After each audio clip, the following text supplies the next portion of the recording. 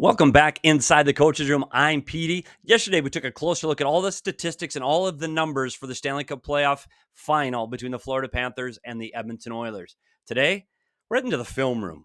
We're going to break down some video and show you a little bit of what to look for in Game 1 against the Panthers and Oilers. Now, we're going to break this down into 3 sections.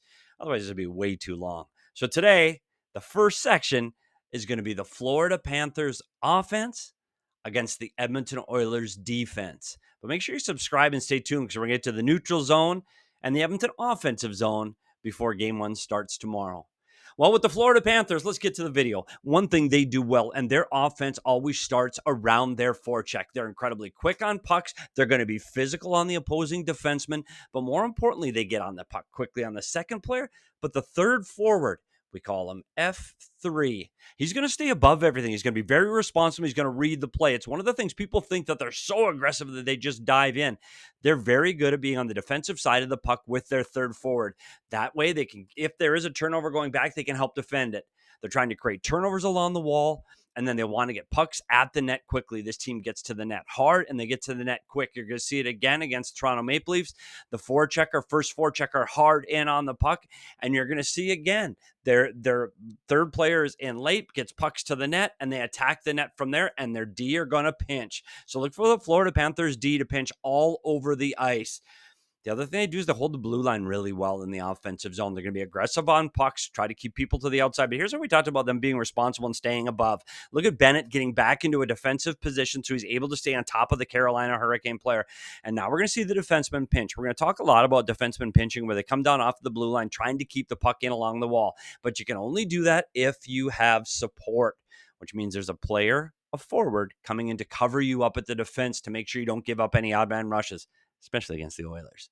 So look for their defense to pinch, keep the puck in the offensive zone. They want to keep the puck and be a possession team in the offensive zone, and then everybody gets to the net hard.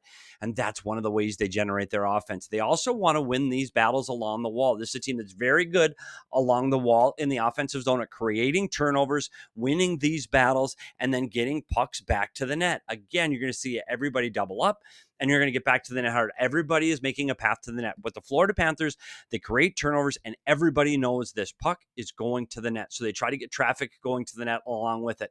Again, you're going to see when they get on these wall battles, everybody knows that the job now is to get to the net. You're going to see Tkachuk getting to the net. Everybody gets to the net for the Florida Panthers, and they create situations like this. For Edmonton, what do they got to do? Well, they got to avoid this forecheck. And that means everybody's got to get back into the zone. It's not just the defenseman. If the defenseman gets back quick, that's great. We need him back there, but you got to get support. You got to get people to pass to. So this is a 5-man breakout. You got to get everybody back, and you got to be there to support your defenseman as you get the puck up the ice. Secondly, you got to move the puck quick. When it's on your stick, it's got to get off your stick, and you've got to get that puck along the wall. And if you can, sometimes you can beat 3-4 checkers with just those quick passes. And Edmonton's defense have been very good in the playoffs at getting pucks up the ice. Now, if there is confrontation here, you're going to have to win those puck battles along the wall.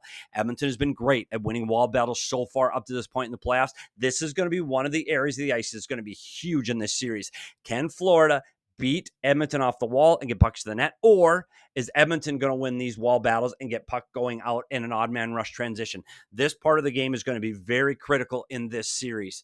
And you can see what can happen to Edmonton if they don't have support. They throw pucks along the wall in the LA series. There's no support along the wall. They didn't get the forward back to help out and get on the inside of the opposing player. And this time the LA Kings get the puck off of the wall. They're able to attack the net, and they're able to score a goal early in this series. Edmonton's going to have everybody back and helping out along the wall. And here again, we talk about being on the defensive side. So here's a wall battle for the Edmonton Oilers, but you can see the LA Kings get in on the other side. Edmonton's got to stay on the defensive side in these battles against Florida, because what Florida's going to do is they're going to drive and attack the net from here. So Edmonton has to make sure they're on the defensive side of these wall battles on these 50-50 pucks. We talked about Florida's defense pitching, and one of the things they're going to do is they're going to pinch all over, and they're going to pinch low, and they don't always pinch when they have support. You can see that the Tampa Bay players are above the Florida players. That's dangerous. And it's going to be dangerous against Edmonton. So when Florida pinches, they want to maintain offensive zone time and offensive zone pressure and keep the puck in the offensive zone. So you're going to see the defensemen come way down in the offensive zone trying to maintain that pressure. Again, you're going to see the defenseman pinch here. Again, defenseman pinch deep in the zone. and they're just trying to keep pucks in and maintain offensive zone pressure so they can attack the net. So look for their defensemen to pinch all over the ice, trying to keep pucks in. Again, you're going to see defensemen pinch for the Florida Panthers coming in down the wall, trying to keep the puck in against the Carolina Hurricanes and trying to attack the net from here. They create the turnover, and again, they get pucks to the net and attack the net off of those turnovers, off of a defenseman pinch. That's Florida Panther hockey. But what does Edmonton do off a defenseman pinch? Well, we saw it against the Dallas Stars, and the Dallas Stars tried, and they tried to pinch, and they tried to keep pucks in at the blue line. They tried to generate some offense, a thing they struggled to do the entire series. Edmonton just went by them. Edmonton got chips off of the wall, and they created odd man rushes going the other way because they were able to chip past that pinching D and create looks like this. This is going to be one of the areas, again, that's incredibly important in this series. And again, so Florida, we're going to talk about their ability to get to the net. Another way they're going to generate is getting traffic in front of the net and throwing pucks at the net with people going there. And when we talk about just getting pucks to the net, how aggressive this Florida team is at winning these wall battles and then attacking the net. Edmonton's going to have to find a way to be able to defend in front of the net. They're also going to have to watch for screens and traffic, because once they get the puck, the Florida Panthers, everybody goes there. Everybody gets in front of the goalie. It's tips, screens, and it's havoc in front of the opposing goaltender. So for Edmonton, what do they got to do? Well, they got to defend the middle of the ice. And that starts with being on the defensive side of the puck as their opposing team enters the zone. Edmonton's been very good at that as they come into the zone, their ability to protect that area in front of Skinner. They're also aggressive on the puck with one player. But more importantly, the Edmonton Oilers are very concerned about protecting the front of their goaltending in front of the net. They want to protect this blue paint. They want to stop passes from getting through to this area, and they want to defend the net front.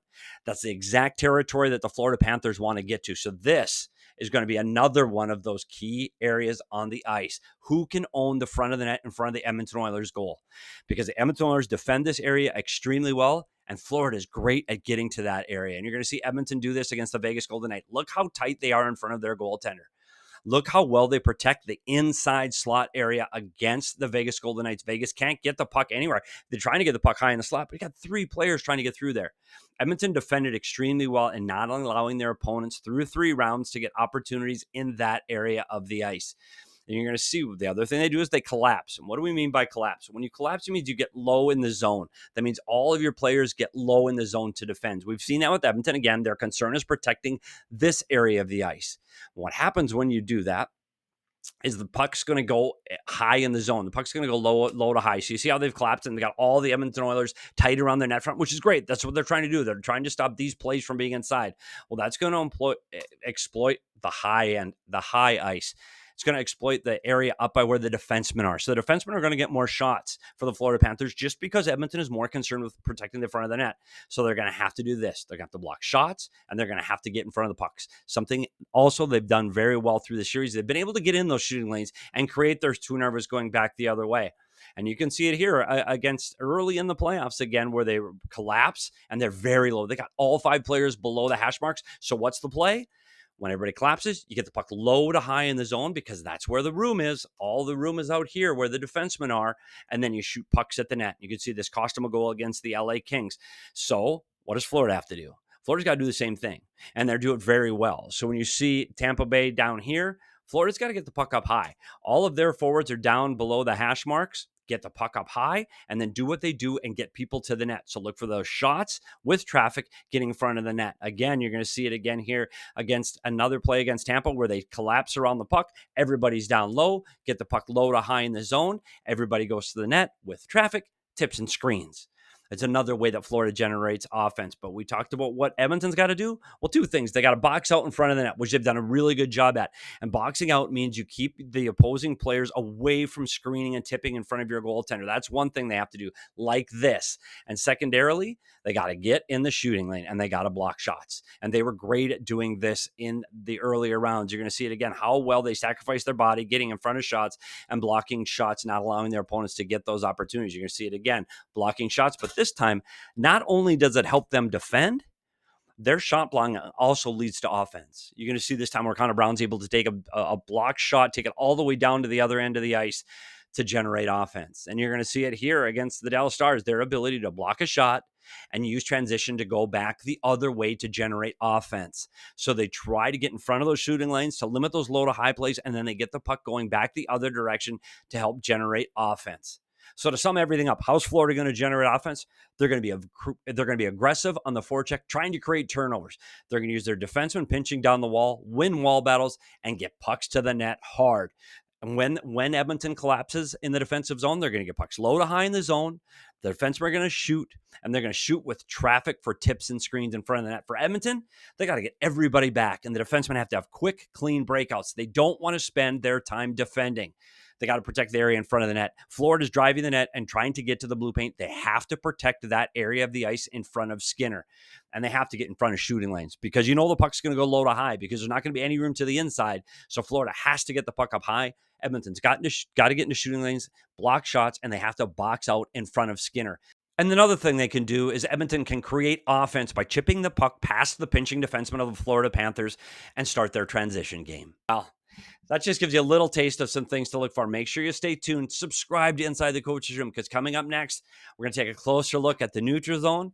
And lastly, we got to look at how the Edmonton Oilers are going to generate offense against the Florida Panthers. Thanks for coming inside the Coach's Room and let me break down all of this video for you, getting you prepared for the rematch between the Edmonton Oilers and the Florida Panthers. I'm Petey, and we'll see you at the rink.